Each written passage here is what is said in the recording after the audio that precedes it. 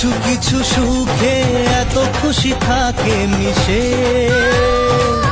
নতুন মেহমান আসার আগে বাড়িতে খুশির আনন্দে ভরে যায়, আবার সেই মানুষটি যখন আমাদেরকে ছেড়ে চলে যায় তখন পুরো বাড়িটা আবার অন্ধকারে ঢেকে যায়। শুনেছি মহান আল্লাহ তাআলা যেই ঘরের মানুষদের প্রতি বেশি খুশি হয়ে থাকেন সেই ঘরে মেহমান পাঠান বেশি। আলহামদুলিল্লাহ আমাদের বাসায় সব সময় মেহমান আসতেই থাকে। আসসালামু আলাইকুম, আমি আরুশারু। আজকে একটি সুন্দর ভিডিওর ব্লগ নিয়ে চলে এসেছি আপনাদের মাঝে।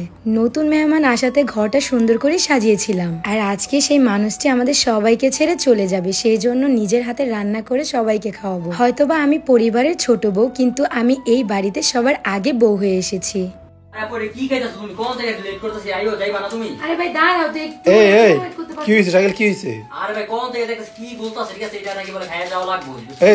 আসলো তো আমি ওইখানে রেডি হয়েছি, তুমি তোমার আগে রেডি হইতে দিছি, আমি পরে রেডি হয়েছি, তুমি এখনো তুমি এনে পরিছো কি লিগা? আচ্ছা ওই নেলে যায় না, তুমি জানো না কি প্রত্যেকদিন রাতে আমি এটা খাইতে হয়। এটা কি বাসায় যাবো? কি এটা? এটা হচ্ছে ক্লোজিং পিঙ্ক জুস। এটা খালি কি এমন হয়? ওই যে শাকিলও খাইতাছে। কারণ আমার নাইট ক্রিম দিতে একদম ভালো লাগে না, নাইট ক্রিম মেকআপ করতে একদম অসহ্য লাগে।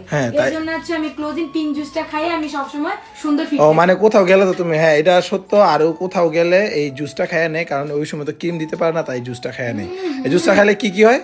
এটা খেলে ইনস্ট্যান্ট ফর্সা হয়ে যায়, 7 থেকে 10 এর মাত্র 10 দিন রেজাল্ট পাওয়া যায়। তাই নাকি? এটা আপনার পেজে ভিজুয়াল কালেকশন পেজে আপনাদের সুবিধার জন্য আমি তাদের পেজ টিকটকে মেনশন করে দেব। আর তাদের WhatsApp নাম্বার হচ্ছে 0642127418। আর তুমি নাকি খাও না, সবাইকে দেখায় দাও তো।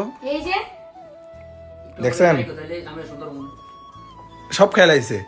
তাই হচ্ছে বয়স হোক সম্পর্কে হোক, আমার দায়িত্বটাই সবসময় বেশি থাকে এই বাড়িতে। পরিবারের সবাইকে কিভাবে হাসি খুশি রাখবো, কিভাবে সবার মন জুগিয়ে চলবো, কি করলে সবসময় তাদের ভালোবাসা পাবো, এই কথাগুলোই সবসময় আমার মাথায় ঘুরপাক করে থাকে। এটা তো ভুলে গেলে হবে না, আমি একজন মেয়ে থেকে বউ হয়েছি, সেই বউ থেকে এখন দেখেন কারো আমি একজন মা। আপনাদের দোয়ায় ভালোবাসায় আমি সেই ছোট্ট মেয়েটিও আজকে কত বড় হয়ে গেছি, পুরো সংসারটাকে সামলাতে শিখে গেছি। আর আজকে খাবারে কি কি আইটেম করব সেটাও আপনাদের সাথে শেয়ার করছি। কাঁচকলা দিয়ে মাছের তরকারির ঝোল, ডিম আলগা করে ভাজা, গরুর মাংস, রোস্ট, পোলাও, মাছের ভর্তা, প্লাস হচ্ছে বিরিয়ানি। আর এই সবগুলো আইটেম করছি আমার বড় ভাসুরের জন্য। আর এই মানুষটাই আজকে 3 মাস ধরে আমরা সবাই একসাথে ছিলাম। প্রায় 7 বছর পর সে নিজ দেশে এসেছিল মাত্র 3 মাসের ছুটিতে। আর আজকে হচ্ছে সেই দিন যেদিন কিনা ভাইয়া আমাদেরকে রেখে আবার দূরপ্রবাসে চলে যাবে।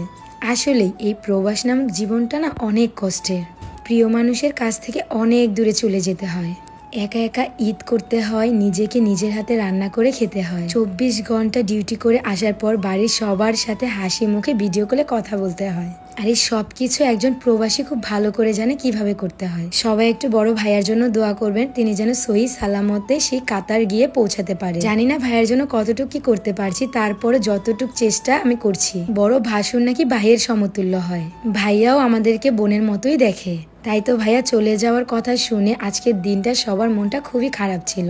যখন এসেছিল পুরো বাড়িটা খুশিতে মো মো করছিল, আর এখন দেখুন এক নিমিষে সবাইকে কাঁদিয়ে চলে যাবে। ভাইয়ারও ভিতর থেকে কষ্টে বুকটা ফেটে যাচ্ছে, কিন্তু সবাইকে দেখাতে পারছে না। ভাই দাবে এই হচ্ছে আজকে আমাদের রান্না বান্নার আয়োজন। ভাইরে ভাই এতটা গরম পড়ছে কি বলবো, রান্না করতে করতে আমি পুরোই টায়ার্ড। সবকিছু শেষ করার পর আমার আর শক্তি নেই সবাইকে বেড়ে খাওয়ানো, তাই তো বড় বড় মতো ঝর্ণা ননদিনী সবাইকে সার্ভ করে দিচ্ছে খাবার। এদিক দিয়ে এক একজনের ক্ষুধায় বেহাতাশ হয়ে পড়েছে, আর আমি এদিক দিয়ে সবাইকে জিজ্ঞাসা করছিলাম খাবারগুলো কেমন হয়েছে। আমি জানি আমি রান্না তেমন পারি না, তারপরও আমাকে খুশি করানোর জন্য সবাই বলেছে খুব ভালো হয়েছে, কেননা সবাইও চায় আমি যেন হাসি খুশিতে থাকতে পারি সব সময়। এদিক দিয়ে সবার খাওয়া দাওয়ার পালা শেষ করে হচ্ছে আমরা একসাথে খেতে বসলাম।